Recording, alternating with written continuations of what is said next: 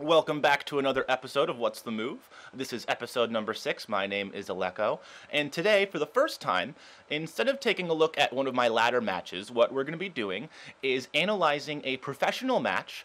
This one is between Purple and Tom from the recent HCT Summer Championships, and we're going to take a look at this from the side of Purple. So you'll see at the bottom of the screen, I have blacked out the cards that you would normally be seeing on the broadcast. They're in Tom's hand, and we're going to try to put ourselves in Purple's shoes to try to figure out what the move is in this particular scenario. One thing to keep in mind is that the deck lists are public, so both professional players should have a very good understanding of the exact cards that are remaining in both people's decks and hands. If we take a look at Purple's hand, we can see that he has a Bloodlust, an Anti-Magic Shell, a Flame Tongue Totem, and an Evolve.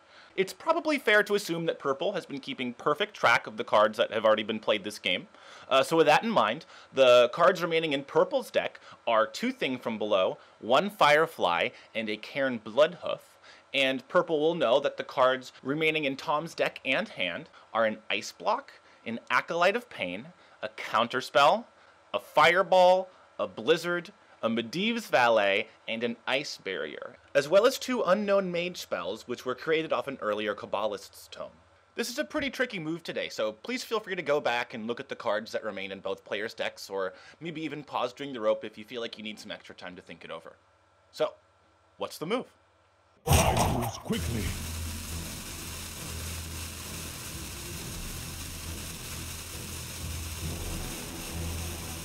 I wonder.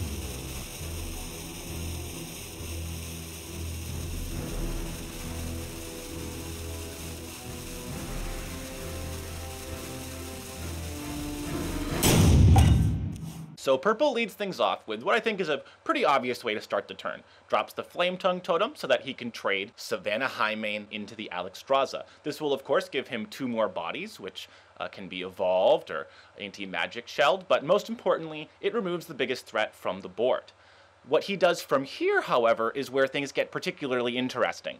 I think most people would have either chosen to attack to face with the Doppelgangster, evolve it with the hero power, then evolve the entire board before playing an anti-magic shell. Or traded the Doppelgangster into the water elemental immediately, then evolved an anti-magic shell to the board. However, we can see that is not what he ends up doing. He plays no evolves, anti-magic shells first, and then trades into the water elemental. So why does he do that? What is this singular factor that he was really able to identify? That factor is that Tom is simply running out of ways to deal damage. Purple's sitting at 20 life right now, which is pretty decent, and Tom only has 2 minions remaining in his deck. Of course, Tom can create more water elementals with his ping ability, but if Purple is able to construct his board in a way such that Tom is never actually able to make one of those water elementals, it's going to be awfully hard for Tom to actually find 20 points of damage. We know that Tom has 6 points from the Fireball, 3 points from the Medivh's Valet, as well as his hero power.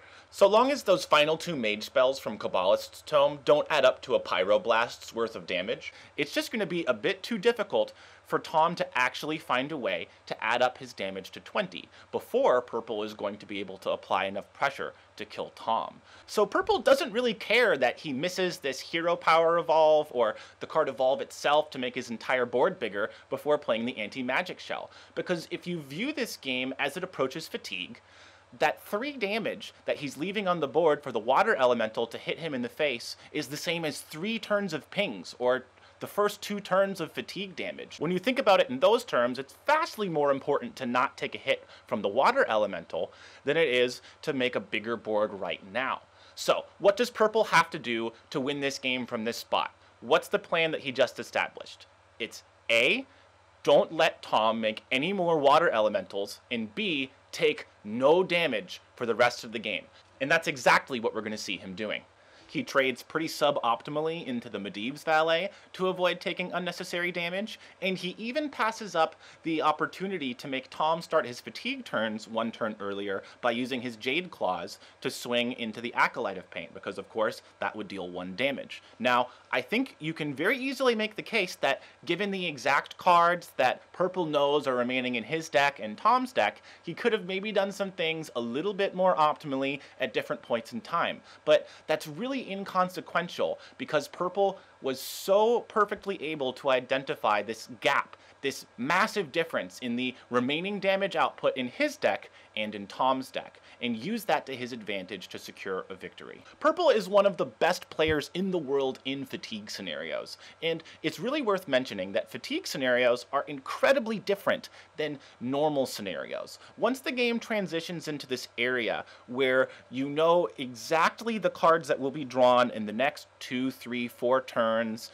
and the ways that the games can shake out given the cards that are remaining in both decks and on the board, you really need to start asking some different questions about how you're approaching the game. Whereas in a normal game, you might want to think about questions like, well, is this card good if my opponent has this card in hand? Those kind of if scenarios become when scenarios when you're in fatigue.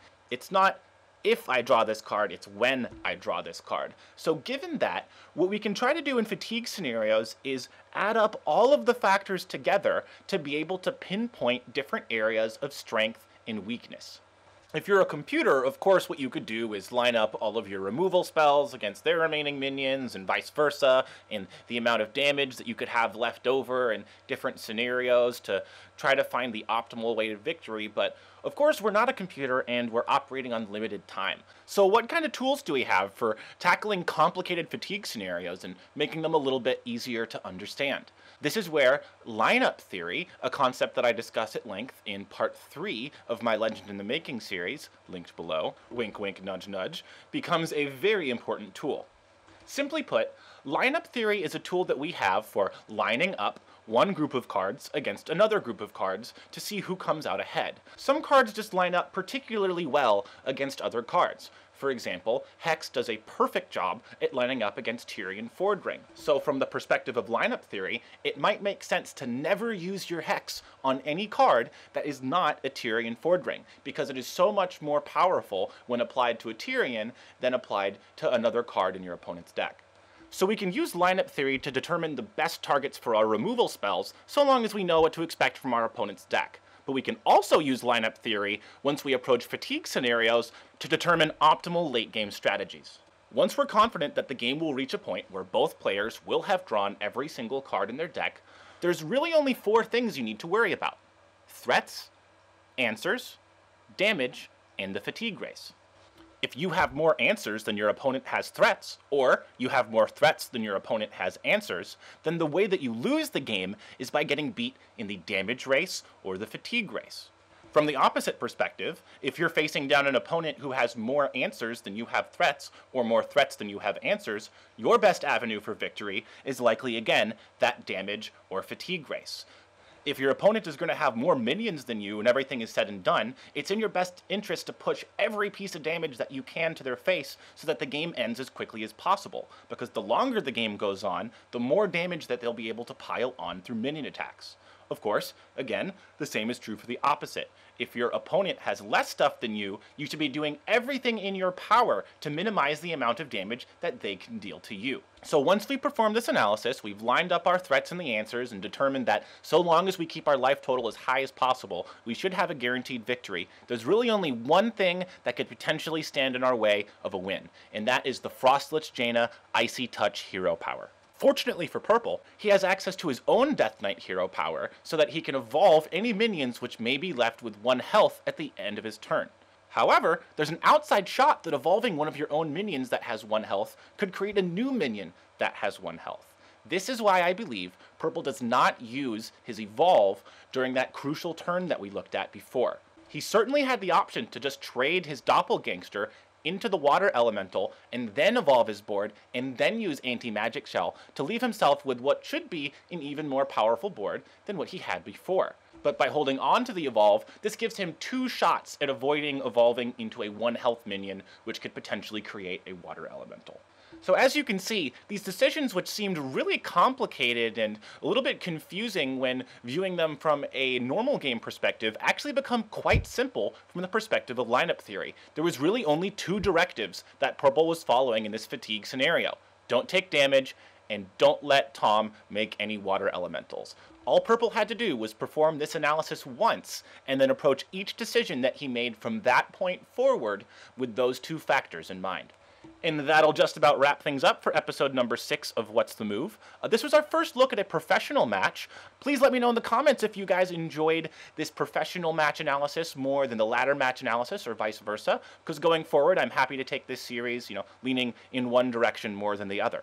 And, of course, if you guys are interested in learning more about lineup theory, go ahead and check out the YouTube description for a link to Legend in the Making Part 3, where I tackle this topic in more detail. That'll do it for this week. I'll see you guys next time.